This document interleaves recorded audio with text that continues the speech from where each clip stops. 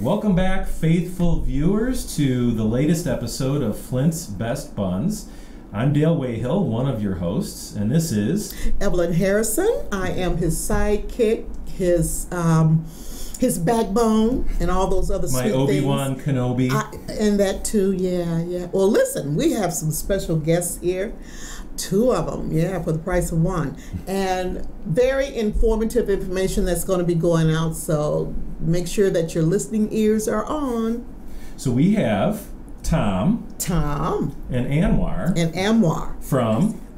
From the Wellness Services in Flint, Michigan on Court Street. The address, Tom? 311 East Court Street. All right, yeah. The red awning, that's how I know it. The red awning. Parking's in the back. Yes. Parking in the back, not in the front. Looks You like get a ticket. house. Yes, yeah. Okay, Tom, Anwar. Hi. Did I say it right? Yes. I said it right. Yeah, we've been practicing that. I'm so glad you guys decided to come and give us a little bit of info about the wonderful things that's happening at the Wellness Center on Court Street. They provide awesome services. And Tom, we're going to start with Anwar first because his title is, what is it, Anwar? Prevention Specialist. Yes, it is. And he's going to let us know what he does. And then we're going to go to Tom after that. We're not going to tell you what Tom does now. We're just going to give you a little bit at a time. So Anwar, prevention, services, intake. A little bit. Tell me. Talk to me. Intake is more Tom's thing. Oh, I'm sorry. Yes. That's all right. It's okay. Tom so comes. With HIV prevention services, basically we go out within the community and we offer free HIV testing. We offer free STI testing, and STI testing is ran through our health department downtown Flint. And we also offer free hepatitis C testing once we actually have the test on hand. But STI stands for? Sexually transmitted infections. A lot of people don't know that they did separate it about a few years ago from STDs to STIs and STDs. So what's the difference? Can you share that? Yeah, so with sexually transmitted infections, infections are things that you can treat and you can get rid of, but diseases are things that you can treat, but they always remain in your bloodstream. So they're chronic conditions, I see. And what kinds of, name some STDs versus some STIs for us. So that's what I was going. So with the STDs, easier way to help you remember that is basically anything that begins with the H and syphilis falls under the STD category. Okay. Yeah. Begins with an H and ends with a what? Begins with the H and syphilis. So syphilis is one. Yep. Syphilis is one. Chronic condition. Yep. Hepatitis. Oh, I see. Herpes. HPV. Oh. Yep. Wow. And HIV. Interesting. Is HIV one of those two? HIV. Okay. And what are some STIs? STIs, gonorrhea, chlamydia, things like that. They could be treated with antibiotics? Yes. Antibiotics. And then most of the time I know within Genesee County, when you are going to the doctor now, most individuals are treating you for both gonorrhea and chlamydia instead of just one. Treating you for both? Yep. I mean, is it like they're cousins, they're related? Basically, because now it's starting to get to the point of once you catch one, you get the other. Interesting. Yeah. So Talk now they just automatically treat you for both. One, right? Yeah. So tell us about going out into the community. You go to health fairs and... Yeah, we kind of go everywhere, any place that would actually have us. So we go, say, to like the shelters, we go to like the rehabs, we go to clinics. We've been to a few churches, we've been to like the Salvation Armies, things like that. So pretty much anyone that will welcome you in and there's a crowd. We go to like high schools, we go to elementaries also. Okay, how are you, wellness services, how are they received in high schools? Especially in high schools, you know? So a lot of people they like our tables. They like to come talk to us. Yeah. And a lot of people are interested in our services, but most of the thing that kind of shuns them away is the condoms. So a lot of people a lot of people are not still open about having condoms around or having condoms easily accessed. So if you go into a high school, do they sometimes say, that's not bringing condoms, or just making sure that if you're giving them to individuals, making sure they're like older teenagers. I see. So it's not really the students that are shying away. You're talking about most of the staff. Staff. Okay. Just want to make that clear when you said. Okay. It's kind of like the movie Footloose. Yeah. Footloose. Yeah, I guess Remember how awful the adults were? Yeah. They weren't cool at all. Yeah. So what else do you do, Anwar? How long have you worked at Wellness? Long time. I'll say probably about like 7 years now. Really? Okay. Good for you. Yeah. 7 years. Basically, what I do, I go out in the community, as I did say, offer the free HIV STI testing, and then I do info sessions. So what info sessions is basically we go out and we teach about HIV, STDs, STIs, basically healthier ways to have sex. Yeah. Now, does the testing occur off-site or at Wellness, or is it a combination of those things? Both. So we can actually do rapid testing. So we do rapid testing. What rapid testing is that we test you, it's just a finger prick, and then you get your results same sitting within about 15 to 20 minutes. Oh, wow. Yeah, so we do that on-site, off-site. So if let's say I wanted to be tested, I could physically come into Wellness. Would I have to make an appointment? No. So I go to 311 East Court, look for the red awning, but go in the back, right? Mm-hmm. And I ask for you, or there's a person that greets me, right? Well, yeah. Our lovely Betty will be at the front desk. I've met Betty. I've met Betty too. Everybody loves Betty. Yeah. Our lovely Betty will be at the front desk, okay. And she'll take care of pretty much everything. Yeah. Once you come in, you'll basically be asked, "How can I help you today?" Right. And then we'll give you whatever test you're basically looking for. Okay. So not even just the test. Keep in mind that we also give out free condoms as well, free condoms and lube. Okay. Now, and is there a charge for this? Nope. Everything is free. Everything that we do is free. Wait, Evelyn has a question. Oh, I'm sorry, Tom. No. You said free condoms and a loop? And lube. Lubricant. Oh, I'm old school, okay? We learn something every day on this show. Yes, you do. Yeah. Okay. Yeah. But so we call them safer sex packs. So basically what they are, it comes with a little pack. Condoms, it comes with lube in the pack, and it also have instructions of proper way of utilizing the condom, and inside it also have basically all of our services that the agency provides. Okay. So if I'm uninsured and don't have a lot of money, a lot of cash on hand, can you serve me? Yes. How does that work? You don't even have to have anything. You don't need IDs. You don't even have to give us your name. Yeah. You just come in. Really? Yeah. Just come in and say what you would like. How we can help you. That's important. We'll do it That's to the best of important our for people ability. to know that it can be anonymous. Yeah. Right? Definitely. It's I such a didn't realize sensitive it was topic. just that easy. Yeah. I mean, it's not a brainer at all, is it? Just come in. You just gotta come. Yeah, because that's the difference. We're trying to break down services. all the barriers. Yeah. That they are.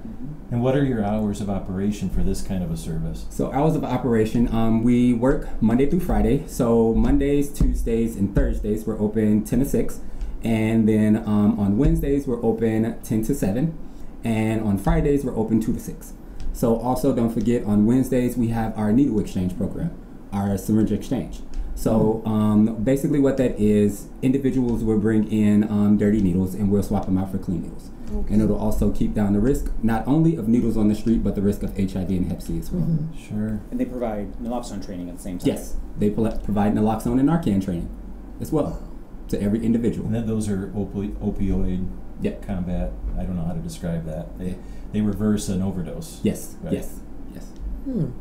Maybe we should bring Tom in at this point. Well, I think so, Tom. We don't want to leave you out. Well, are you done, Anwar? Well, we'll have Tom do it, and then we'll go back and forth. How's that sounds good. Okay. Tom, you have an interesting title there, too, at Wellness. Tom is case management. Did I say it right, Tom? You said one of my titles right. Yeah. I have 2 titles.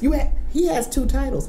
One is the case manager, and the second one is the tobacco treatment specialist. All right, marijuana, tobacco. Oh, just tobacco. Okay. All right.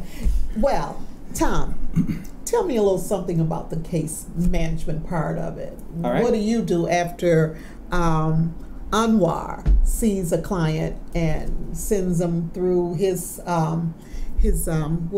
maze, and then the client comes to you? unsure. Am I right or am I wrong? It could. That's one of the possibilities. So one of the possibilities. So if someone is referred to our services, they'll do an intake. So it's as simple as they could either do it over the phone, they can come right to 311 East Court Street, our office there, someone could do an intake, or they could go to the McCree building, the second floor, our wellness office up there, they can do an intake there. Building. Yep, we have case managers over there as well. Or if they are in one of the out counties we serve, so Lapeer, Tuscola, Saginaw, Shiawassee, and Livingston, we can come out to them and do the intake with them there.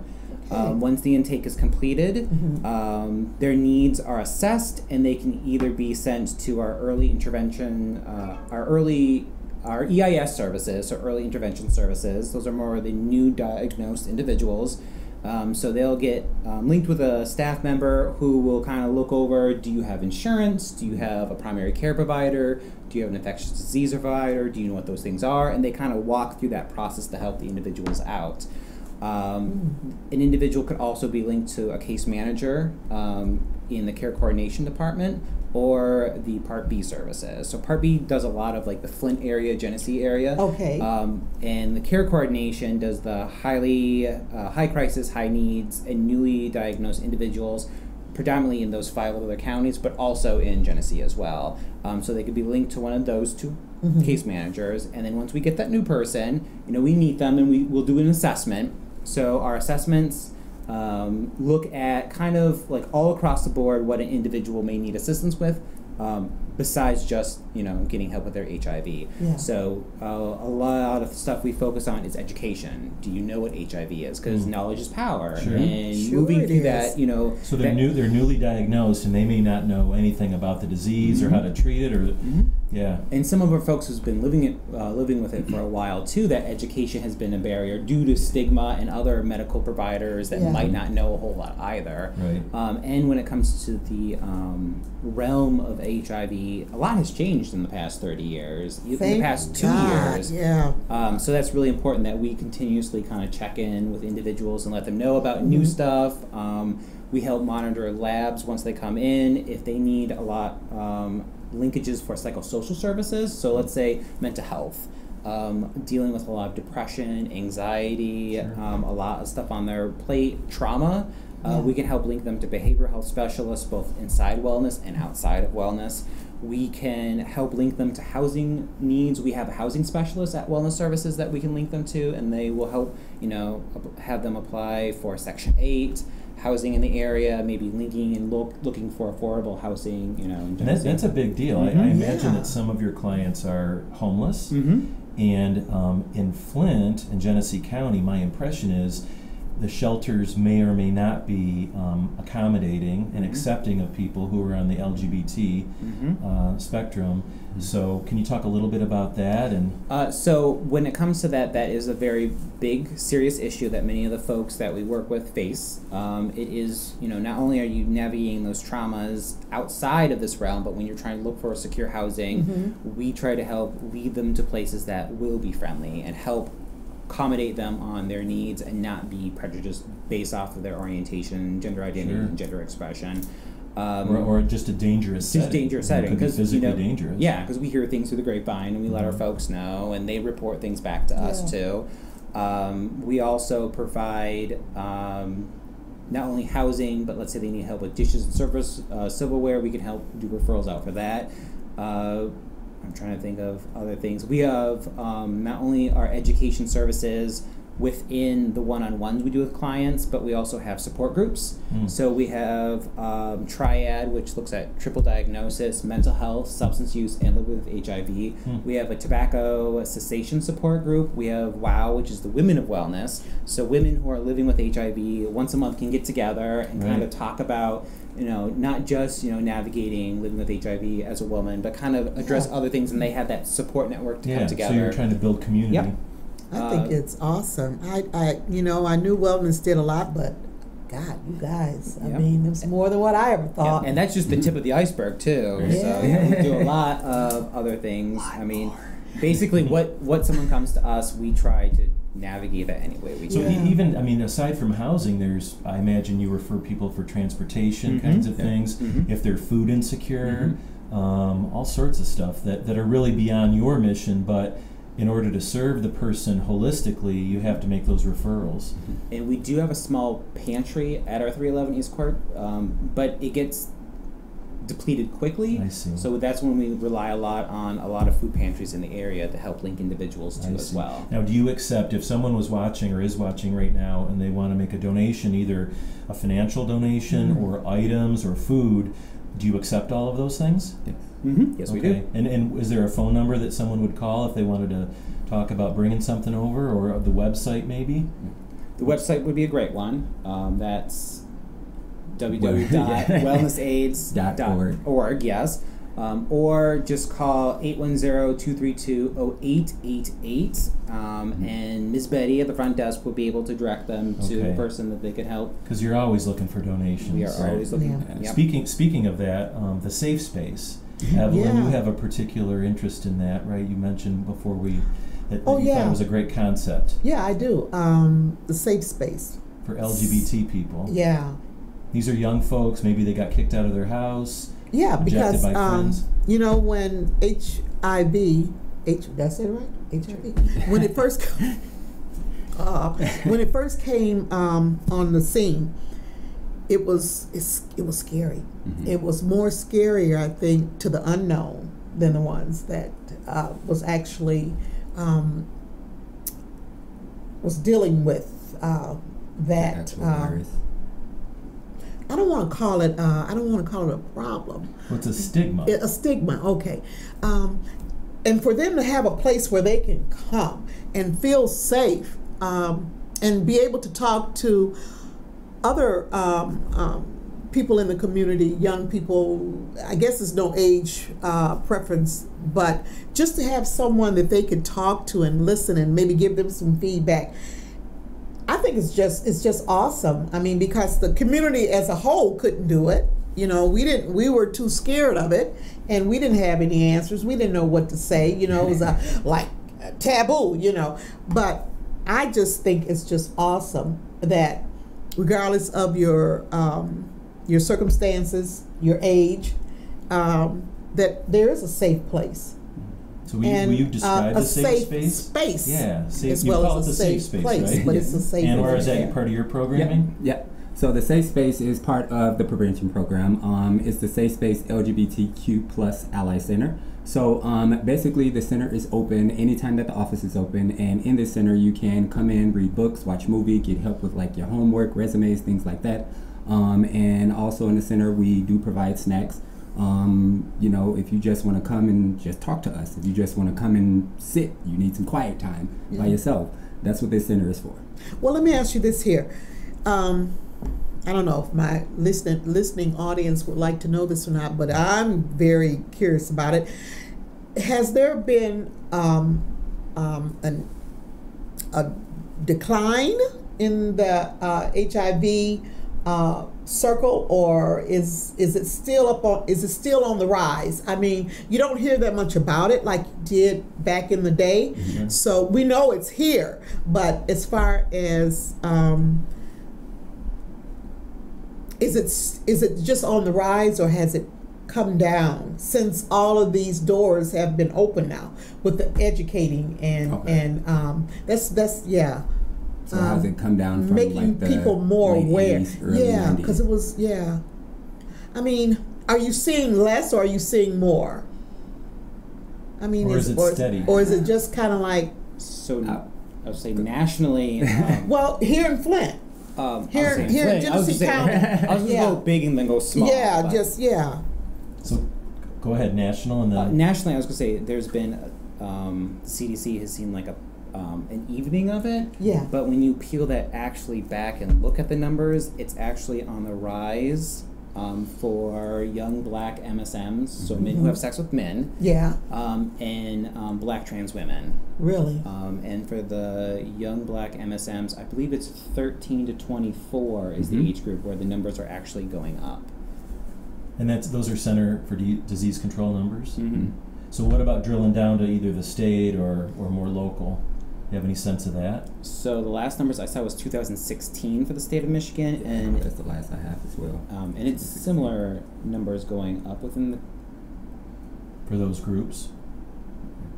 Well, I was gonna say, yeah. I was just saying, well, what do you think is the cause of that? Is it that the information itself is not getting to certain groups, or certain groups aren't coming in seeking information? I mean, I would still say one is the stigma behind testing. That's still a major thing, because a lot of people still have the notion in their head of, well, I'm not gay, so I don't have to get tested. I don't do drugs, I don't use needles, so I don't have to get tested. I still have individuals, even when I do my classes, keep in mind I talk to like all age ranges. Yeah. So I have individuals that are well like my parents' age, grandparents' age. I talk to them as well, and half of the time before I even start my class, it's, well, I don't need to hear any of this. Like, I'm 50, 60, blah, blah, blah years old. You know, what I need to know this for? Or, you know, I dodged HIV this long, I'm sure I'm not going to get it. And again, these are the things that, of course, people still have the past notion in their head of the ways of coming in contact with it. There are actually men who have sex with men who do not consider themselves gay. And that's problematic, because many of them, I imagine, think that by getting tested, they're somehow acknowledging that they might be gay, or that they are gay. Is that what you're saying?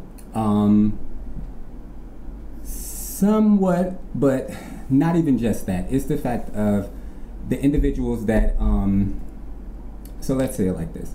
If there's a person that still believes, if I have sex with men and I have sex with women, but at the same time, I don't feel anything, I don't look like anything, so why should I get tested? So they feel perfectly fine. Yeah. Right? Wow. Yeah, and that's pretty much the thing of, people still think that you can pinpoint HIV. Like, oh, that person has HIV walking down the street, and that's not true. No, I mean, it's not noticeable like that anymore. Right. I mean, you just can't just say who has it anymore. Based on what Evelyn was asking, sort of the ups and downs of HIV infection, can you just give us the total number of clients that Wellness sees? You know, how many folks are you testing on an annual basis, or for you, Tom, how many people are in case management at one point or another, just to give the audience an idea of the size of the issue? As far as testing, I know our numbers are well over 300 people a year. Okay. Is that high? As far as testing? Yeah. Yeah. It's over 300. Yeah. Oh, because I'm thinking like you were going to say like in the thousands. Yeah. As far as what we're doing testing. Testing, okay. Yeah. Okay. What about the case management side? And I believe the case management side altogether, I think we have 400 folks we're working with around, roughly. And to kind of go back to those barriers that we were talking about earlier, I would say on the medical professional side, transphobia is a big barrier to individuals accessing services and even getting tested for HIV. So not only are folks who identify as transgender nervous going into medical spaces, if they are able to get insurance, because a lot of insurances don't meet their needs, or they're unable to apply and get on. But when they get into those waiting rooms, staff are very negative and aggressive towards them. There's spaces where they're called out many times, and then when they do get to see a doctor, many folks who identify as transgender are then looked at as a sexual object. So there's that kind of focus not on their possible medical needs that they're coming in with, but instead it's more like, are you transitioning? Are you doing this? Are you doing that? So, you know, you're not even getting to the point where let's talk about your sexual history and then talk about HIV testing. It's now, I'm going to put you in the spotlight and make you very nervous. And it's another thing with that as well, that a lot of individuals, when they go to the doctor's office to actually get like blood draws and blood work and labs and stuff like that, they automatically think that they're tested for HIV, and that's not true. You know, I heard that. Yeah. Like they don't automatically test you for HIV. You definitely have to ask. So that's how a lot of people, especially when I have them in class, they automatically think, yeah, well, I usually just go to my doctor and they do blood work. And I'm like, well, did you specifically ask for an HIV test, or even did they read you any results from an HIV test? And they say no. So So I'm like, yeah, 9 times out of 10 you haven't had a test. Ah. So your services sound really expensive, but yours are free. Yes. What about all the case management stuff? 100% free. So how is wellness funded by and large? Can you give us a sense of that? Is it federal dollars? They come through the state or combination? Do you want to talk about prevention dollars, and I'll talk about 2 different pots of money. We are funded through the state. Mm-hmm. Okay. So that's an easy short answer. So state dollars help to support people. Mm-hmm. Okay. Yeah, definitely. And some of that state dollars then comes from federal dollars too. So a lot of our funding can also come from the Ryan White services. Sure. And so back in the 80s, late 80s, there was a young individual who was diagnosed with HIV through a blood transfusion. Right. And from there, Ryan White, and there was a lot of stigma around him going to school, and he was kind of kicked out for it. And so eventually he went in front of Congress to kind of talk about this, and that's what really brought a lot of the needs of the HIV community and kind of breaking down those stigmas of it's not just gay men who have it, or people are using needles. And so more federal dollars were put into services to help address the medical needs of individuals. So we can use those dollars to help link people to medical services and billing and insurances as well. That's great for people to know that the barriers, financial and the ease of getting into the system. Yeah. So for right now, you guys are, as far as your federal dollars coming in, it hasn't been cut or messed with yet. I hope it doesn't, but they're cutting a lot of stuff, so but you guys are still okay as far as your funding goes, as far as I'm aware. Right, as far as we know. That's a good thing. Maybe they'll double your funding if you say you're treating Russian spies. Whoa. I went there. I knew you were thinking it. Yeah, I was, but you said it.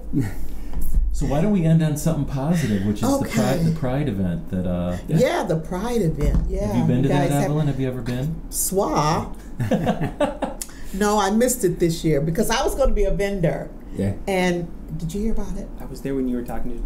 You were there, Tom. You came up to talk to Stevie. Yep, and I was creeping over you. I know. But you know what? Next year, I'm going to be a vendor. Cool. Yeah, because it was such a wide received event. So I heard there were so many people. Yeah. I know. And people think it just sort of pops up, but there's an organization that is the backbone of Pride. And wellness services is the backbone. Yeah. Am I right? Definitely. Okay. Tell us about Pride.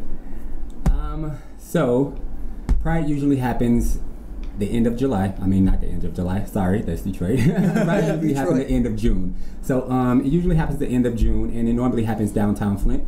And in the riverfront? Yeah, in the riverfront. Keep in mind, it has been changed here and there a few years. It has? Okay. Definitely has been changed. But normally we try to stay in the riverfront area. Yeah. We do love that area. So with Pride, we do have, as she did say, multiple vendors. So we have a lot of people out there. And as far as how many did you have this year? That was give me an estimate. Vendors. Not vendors, the turnout, the crowd, okay, the turnout, that's what I was getting to as well. We had around 1,800 people. Yeah. Nice. And you were counting every single one because you gave them wristbands. Yes. Because I think the first one was what, 300 or 500, something like that. Yes. So it's growing. We're going into year number 9. Yep. Next year will be the 9th. Wow.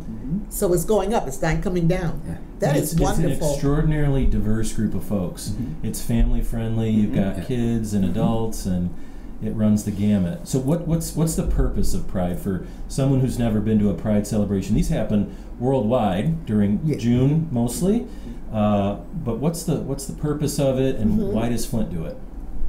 So one of the purposes is to make sure that we're giving individuals the opportunity to get tested. I know that was one of the things from the jump, but then of course it's also bringing the community together. Yeah. So bringing the LGBT community together, because keep in mind, there is no bars here for LGBT. Well, I kind of take that back. There's what is it, the Pachyderm, and I think that's probably the only one. The ones I know of. Yeah, I'm like, that's the only one. Last night. Yeah, see, and that's I'm like, so with that, that's more so of a older crowd, let's say. So when I say older crowd, mostly individuals 25 and up. Now, What? as far as- You say 25 and up is the older crowd? You still have to think about individuals that come out young. So coming out young, you Well, still I guess have I'm nowhere to go. wheelchair bound then. There's no sense me going. But people are coming out younger and yes, younger, right? yes. Oh, So definitely, wow. as far as like being 18, like the 18 to 25, 30-year-olds, normally doesn't have anywhere to go to actually like party and hang out and have fun and things like that.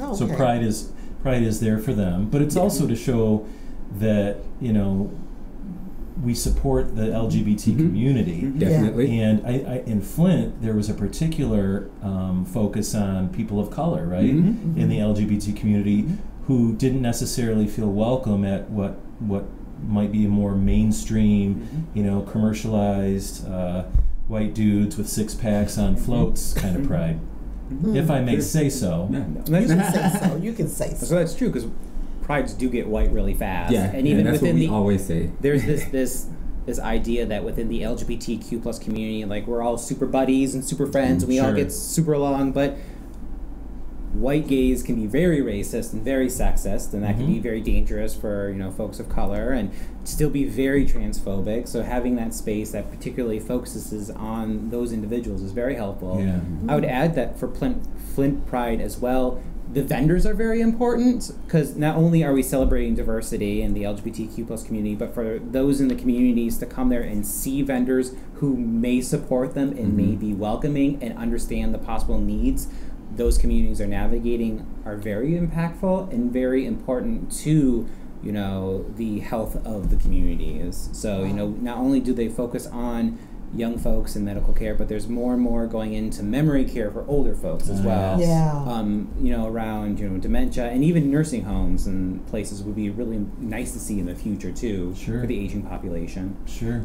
What about the guest speakers during Pride Day? Do you have any that come in that would like to take the podium that's outside of the actual Pride Day thing? Like your representatives, your local people that hold positions. Do you have any support there that they come in and want to just Yes. be supportive? And usually we get about 2 to 3 people that Do you? normally comes down. So these are political That's- figures. Especially during election time. Yeah. That's when Well, they really start saying them. definitely. Well, I used to be a politician, so I sympathize with the need for votes. 'Cause you got to win. I was just wondering about that. If it was. Well, I was actually, there was a post-Pride brunch, which I don't think Wellness was involved with. It was the Equality Caucus. That was at the Pachyderm, and there was a good turnout, probably 50 people. Senator Ananick was there, Jim Ananick, who is state senator from Flint, but also the Democratic leader in Lansing of the other senators. And he showed up with his little son at the post-Pride brunch and worked Yeah. the crowd a little bit. So, and then you have entertainment. Oh, the entertainers are Lots of really. I was like, entertainment. that's you. That's your big. Yeah, we definitely have lots of different kind of entertainment. We try to keep it different kinds, and of course, the main thing that we try to do is look at our local artists as well. So that's one thing that we do want to make sure that we shine a light on the local talent that we do have Sure. here in Flint. Yeah. Sure. Well, can I ask, where is the Pachyderm? On Is it a Hero? I secret? just know it's out by the Diplomat Building. Yeah. I just go that Yeah. way. Hero? Because I never really. Penn Hill just between never heard. 475 I'm like, and Hero. Saginaw. Yeah. I've never heard of I it. know it was something over there. Evelyn, Yeah. See, I'm new. we're going there tonight. Okay, Oh. we can go. Do you have open mic night? Open mic at Pachyderm? Yeah. Oh, I He, don't know. he just said it's for the older crowd. You and I are going. Oh, so Would we're you- 25. Will you wheel me in? Oh yeah, yeah. Okay, all We'll be on right. our So it's canes. for the older crowd, huh? Yeah. Most of the time, yeah. 25 is the new what? And keep in mind, like in this community, Yeah. the LGBT community, you age out of this community Yeah. very fast. The Oh G my especially. 30 is when it's like Like you're well, old. time to put the Like- walker on. Like, Oh, my word. Like, yeah. Wow. It all sounds good to Well, me. we've learned a lot. I know I And did. speaking about entertainers, Yeah. we need to acknowledge that Aretha's funeral is Yes, the today, queen, the and queen. she was also very supportive. Very supportive. Her last concert, I shouldn't say concert, but her last performance was with Elton John. He had put on this. He had put on one of the charity events for the AIDS Foundation, and Aretha was a part of it. The Queen was a part of it. So that was her last performance. So I heard. Yeah. So it was standing ovation in the house. Saying goodbye to her, but saying goodbye to the Queen. The cause goes on. Yeah, the cause goes on. You know, she did. She certainly supported the community, and it was wonderful. Well, we want to thank you two gentlemen for taking time out to visit our undisclosed location on the east side of Flint. And we appreciate what you do for the community and for people. Yeah. No problem. Thank you guys for having us. Yeah, and we're going to come back. We're going to stop in one day and have lunch. All right, fair enough. We'll call you ahead of time. And if folks want to volunteer for the Flint Pride Planning Committee, we have a Facebook page. Okay. Flint Pride Planning Committee. They can go on there and join and hear message and see when our meeting dates are. Or we have the wellness page as well. And then we have our wellness page as well, which I believe one of our pages also have an intake form, so if folks do need to reach out for HIV services, they can reach out to our Facebook page. It's not public; it's very private. And you're really good at keeping an anonymity for folks if they desire that. Yep. So, are you in the stage of planning for next year's Pride Day already? Actually, the meetings start this September. Yep. September. The meetings start this month. Because we got to start for volunteers and fundraising and locations. It's wonderful. It's a lot of planning that goes into this. The light has popped on. I can see that. Yeah. You are going to be a vendor next year. I'm going to be a vendor, but I think I like to get in on the planning stage. Okay. Cut down on my vending fee. I don't know. I'm just joking. Well, we want to thank our audience for tuning in again. Yes, we do. Thank you guys for being so supportive. We just love you. Check us out in about 3 weeks. We're gonna have. We'll be back with our fourth show. Yeah, with our fourth show. Super secret guest. Yeah. So secret we don't even know who it's going to be. That's true too. But give us some feedback. Let us know what are you thinking out there. Who you might want to hear from. Yeah. Who would you like to have local sitting here in these special chairs? Yeah. Anybody local. Don't have to be well known. Maybe your neighbor. Maybe your man. Maybe your woman. I don't know. We get personal on the show too, but it's all in fun. It's all about love. So we got deep today, I thought. I think we did too. Yeah. We talked about the sea. And lube. So thanks again. And lube. I learned a lot about lube. John, music before Evelyn says another word. We love you. See you next time. Thanks, guys, for tuning in. See you next go round.